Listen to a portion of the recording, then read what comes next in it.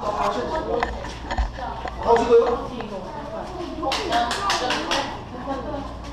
주복.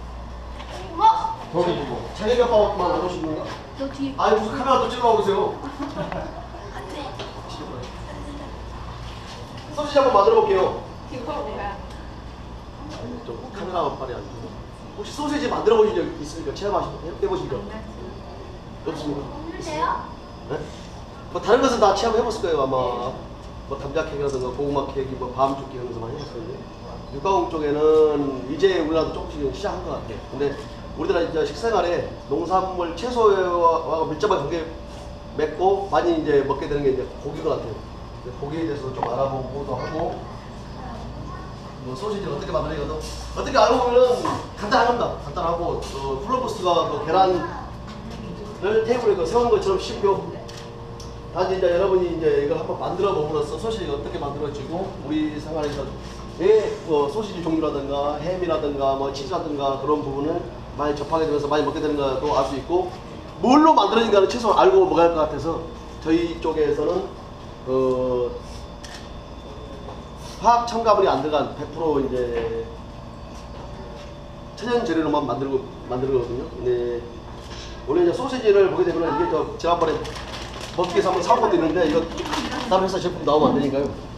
이 소시지를 사다 마트에서 파는 거 한번 보시게 되면은 그 굉장히 많은 화학 첨가물이 많이 들어가 있습니다. 첫째 뭐 L-글루타민산 같은 여러분 잘 아는 조미료고요. 미원에 많이 들어있고요. 그다음에 이제 두 번째는 아질산나트륨이라고 해가지고 아질산나트륨 부분은 좀 이따 설명할게요. 그다음에 뭐 산화방부제라든가 합성보존제라든가 해서 각종 첨가물이 가장 많이 들어가 있습니다. 그냥 보통 이제 천연 재료로 만드는 소시지 같은 경우는 길어야 보통 한 일주일 이제 잘 보존해서 가면은 뭐 한 달 정도 해서 이게 빠른 시간 내에 드셔야 됩니다. 근데 마트에서 파시는 육가공공에서 만든 것들은 화학 첨가물이 많이 들어있기 때문에 좀 시간이 지나도 뭐 괜찮을 겁니다만은 꼭 화학 첨가제에 대해서 나쁘다 뭐 좋다 그런 얘기를 안 하겠습니다만은 사실은 나쁘다고 봐야겠죠. 그게 우리가 이제 실생활에 이제 살면서 화학 첨가물 자체를 하루에 우리가 어느 정도 섭취할 양이 있는데 그것만 먹는 게 아니라 이거 사 먹고 저거 사 먹고 하다 보면은 굉장히 많은 양을 먹게 되잖아요. 근데 바로 효과는 여러분 몸이 바로 느끼는 게 아니라 어느 정도 누적되고 축적됐을 때, 어느 정도 나이가 들고 시간이 지났을 때, 여러분 자체가 이제 그걸 느낄 수 있고, 약한 사람들은 이제 병으로 갈 수도 있고, 건강한 사람들은 뭐 죽을 때까지 건강에 갈 수 있겠습니다만은 일단 그런 것을 알고 먹음으로써 뭐 이 소시지를 드시는 것도 괜찮을 것 같아서 제가 한번 만들어 보는 것을 한번 체험하게 했거든요. 말이 좀 많네. 아까 저는 이제 아질산나트륨 같은 경우는 제가 좀 약간 찬성적으로 합니다. 우리가 이제 이 소시지를 딱 뜯어보고 표지를 보게 되면 발색제라는 게 있습니다. 아질산나트륨이라고. 근데 옛날 그 고대라든가 로마 시대에도 로마 시대 식민지를 많이 개척했잖아요. 뭐 해가 지지 않는 나라, 뭐 영국이나 뭐 로마처럼 그 나라에서도 어느 지역에 소금이 오게 되면은 그걸로 간을 했을 때 고기가 굉장히 맛있는 게 있었습니다. 그게 우리가 요즘 흔히 말하는 아질산나트륨이에요. 그게 미묘한 맛이 아직도 그 원인은 밝혀지지 않고 있는데 보통 이제 고기를 우리가 이제 생 고기를 사다가 굽게 되면은 구우면 어떤 색으로 바뀝니까? 갈색이나 회갈색으로 바뀌죠. 근데 우리가 보통 구워져서 훈제 제품이라 해서 오리나 그런 거 사게 되면은 색깔이 처음에 생고기처럼 빨갛잖아요. 그게 왜 그러냐면 이제 이 아질산나트륨이 그 역할을 해주는 겁니다. 우리 이 육색소라고 하는 미오글로빈이라는 게 들어있는데 그 자체를 해갈색으로 바뀌지 않게끔 고정을 시켜버리는 겁니다. 아질산나트륨 자체가. 하고 또 방부제 역할을 해줘요. 이게 많이 먹게 되면 이제 발암물질하고 암을 유발시켜서 논란이 되지만은 식중독균을 유일하게 죽이는 게 또 아질산나트륨 하나밖에 없습니다. NaNO2라고. 이게 이제 우리가 이제 보툴리스균이라든가 식중독균, 그 다음에 클리스트리디움이라든 그런 균 자체를 죽이는 게 유일하게 아질산나트륨밖에 없습니다. 근데 사실 우리나라 채소에도 질소 비료를 뿌리는 채소들은 전부 다 아질산나트륨 60% 이상 함유되고 있다는 것을 알고 계셔야 됩니다. 천연 재료에도. 신기하죠? 신기 안 하십니까? 그게 보존 자체가 채소 같은 것도 오래가고 그 보존이 잘 자라고 오래가고 하는 게 그 질산염. 그 질산염이 또 숙성이 되면 아질산나트륨이 되는 겁니다. 이런 고차원적이고 너무 뭐 화학적인 얘기는 필요 없고요. 그러니까 알리산드론 같은 경우는 왜 쓰냐면 균 때문에 균. 우리가 소시지를 굽는 온도가 보통 100도 미만이거든요. 그럼 훈연에서 100도 미만을 굽게 되면은 이제 균이 굉장히 많이 발생할 수 있습니다. 증식이 빨리 되고요. 하고 우리가 고기를 구울 때 우리나라 사람들은 보통 3차 삼계비하고 성격이 급하다 보니까 굉장히 높은 온도에 고기를 많이 굽잖아요. 근데 외국 같은 경우는 고기를 굽는 시스템 자체가 180도 이상은 넘어서지 못하게 되어 있습니다. 고기를 굽는 온도 자체가요. 뭐 이 숯 같은 것은 온도가 더 높을 수도 있겠지만 전체적으로는.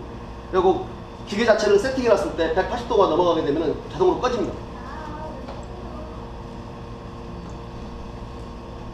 그리고 180도가 넘었을 때는 이게 그 발열, 특히 이제 우리가 말하는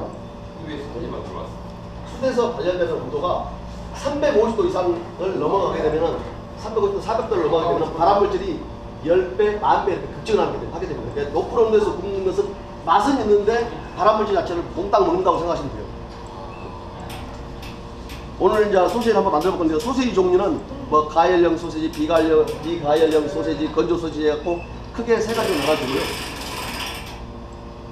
오늘은 이제 유화형, 그러니까 우리가 고기 자체를 지방을 단백질이 감싸가지고 우리가 이제 에멀전, 미끌미끌하고 우리가 그 뭡니까? 어묵 만들 때 보셨죠? 그런 식으로 된 상태를 만들어가지고 유화형이라고 하거든요. 그것을 이제 케이싱. 여러분 그 앞에 있는 케이싱 있죠? 그게 이제 콜라겐 케이싱입니다. 그 뭘로 만든 것 같아요? 말해봐. 말해봐. 뭘로 만든 것 같습니까? 방금 콜라겐이라고 했잖아요. 콜라겐은 근데 콜라겐이 아니요, 콜라겐 추출이 물론 돼지 껍질이 아니라 돼지 껍질보다는 뭐 속 껍질이 더 많다 해서 나오는데요. 콜라겐 종류는 굉장히 많이 있습니다. 인조 케이싱도 있고 이것은 콜라겐 케이싱인데요. 소의 진피, 속 가죽에서 이제 추출해서 만든 게 콜라겐 케이싱이고요. 또 뭐 비닐로도 만들고 많이 있습니다. 종류 수없이 많이 있는데 이것은 이제 일본 리피, 일본 제품이거든요. 우리나라에서 주로 많이 쓰는 것은 한 시중에서 육가공중에서 가장 많이 쓰는 게 스페인산 80, 90%가 쓰고요. 나머지는 미산, 그 다음에 뭐 일본산 이런 식으로 많이 쓰고 있습니다. 그거 진짜 먹어도 돼요.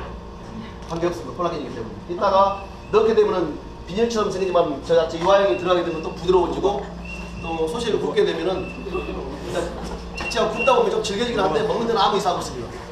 순대도 소시지 일종이거든요. 순대도. 외국 같은데 소시지를 만들 때도 우리나라 사람들이 좀 좋아할지 싫어할지 모르지만 피도 많이 넣고 그거 좀 안 돼요. 그대로. 피를 넣어서 만드는 소시지도 있고 간을 갈아서 만드는 소시지도 있고 여러 가지 고기를 만들어서 소시지를 만듭니다. 그리고 소시지의 주로 성분은 고기하고 지방 성분 합쳐 70% 정도 되고요. 사람 몸에도 70%가 물이라고 그러잖아요. 그 다음에 나머지 30%는 물입니다. 물 말 그대로. 그 다음에 나머지 한 뭐 1에서 2% 정도 사이가 전부 다 이제 향신료라든가 소금이라든가 그런 우리가 이제 맛을 내는 감미료라든가 조미료가 첨가되겠죠.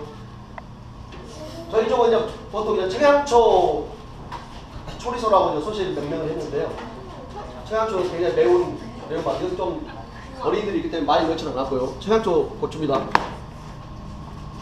그 다음에 소금. 소금을 보통 저희 같은 게 1%. 1kg이면은 1000g이니까 10g이 들어가죠. 1%니까. 그 다음에 보통 오늘 10kg 정도 할 건데요. 그럼 100g이 들어가요. 소금 자체는. 그 다음에 외국 갔을 때 외국 소시지를 먹게 되면은 보통 굉장히 짜죠. 그것은 소금 성분이 1.2에서 1.5. 우리보다 한 50% 정도 세다고 생각하시면 되고요. 더 심한 것은 이제 3%까지 하는 것도 있습니다. 굉장히 짭니다. 그 다음에 체다 치즈가 들어가고요. 여러분 좋아하는 거. 그 다음에 이제 결착력을 주기 위해서 고구마 전분하고 대두단백 들어갑니다. 대두단백이 뭐냐면은 우리가 보통 이제 어린이들 장 안 좋고 그랬을 때 깐나한테 먹이는 탈지 전지 분유 있죠. 대두단백 같은 경우는 콩에서 오리지널 콩에서 지방하고 탄수화물을 단백질만 농축한 겁니다. 근데 이제 우리가 유화형을 만들려면은 지방을 단백질이 감싸야만이 이게 유화형으로 바뀌거든요. 근데 단백질이 너무 많다 보면은 이게 결착력이 없어지기 때문에 같이 전분하고 같이 좀 넣어준 겁니다. 그래서 이제 시중에 파는 것들은 전분 자체가 뭐 몇십 %씩 넣을 것도 있고 뭐 밀가루라든가 뭐 몇 가지 또 저렴할수록 그렇게 많이 들어가 있습니다. 그러니까 대두단백 같은 경우는 우리가 이제 다이어트 식품이라든가 건강식품 보면은 함유량을 보면 대부분 80에서 한 90%, 나머지 뭐 1%에서 5% 사이가 뭐 비타민이라든가 단백질이 들어있을 겁니다. 그 다음에 설탕이 조금 들어가고요. 그 다음에 후추가 좀 들어갑니다. 이거 외에는 다른 거 하나도 안 들어갑니다. 그 다음에 물이 좀 들어가고, 물이 한 4컵. 그래서 아이스 워터예요. 제일 소시지를 만들면서 가장 중요한 것은 온도입니다. 온도. 고기 자체가 보통 그 12도, 15도 정도를 넘어가게 되면은 유수분리 현상이라 해가지고 물과 고기가 기름이 됩니다. 기름이 분리가 돼버리면 우리가 말하는 족도밥도 아닌 이상하게 돼요. 먹을 수 없을 정도. 그것은 소시지를 바로 만들면서 고기를 이렇게 여러분 저 앞에 있는 기계가 스토퍼인데 그 충진기라고 그럽니다. 오늘 말로 그 케이싱을 씌워서 고기 자체를 이제 소시지에 케이싱에 넣게 되면은 소시지가 됩니다. 그리고 밖에서 훈연해가지고 2시간 정도 구워주면 완성품이 나오고요. 여러분이 뭐 만들고 나서 2시간, 3시간 정도면 먹을 수 있습니다. 뭐 내일 아침에 마셔도 되고 이따 저녁 늦게 마셔도 되고. 한번 만들어 보겠습니다. 뭐 질문 있습니까? 혹시 만들어주세요. 소세지는 꼭 돼지고기로만 만드나요? 아니요. 소시지는 수백, 수천, 수만 가지를 만들 수 있습니다. 자기가 좋아하는 것을 넣을 수가 있고요. 근데 어떤 특정 부분, 이렇게 야채 부분 같은 것을 너무 많이 넣어버리면은 물이 많이 새겨버리면은 또 맛 자체가 또 틀려지고 유화 결착력이 없어집니다. 여기서 어느 정도 일정 비율을 넣어줘야만이 되고요. 네. 근데 저 고추가 얼마나 매워요? 자, 먹으면 맡아보면 알죠 뭐. 우와 많이 맵겠네? 세상에 제일 매운 고추가 어떤 고추입니까? 청양? 멕시칸 초리. 자, 인도에 있는 그 프리키누라고 하는 다 비슷해요. 모든 음식 문화는 이 적도를 중심으로 딱 보시면 돼요. 맵고 짜고 그런 맛. 우리도 적도에 가깝다 보니까 맛이 다 비슷한데 지중해나 이렇게 쭉 라인을 보면은 근데 수시 만들 때 꼭 저 체다치즈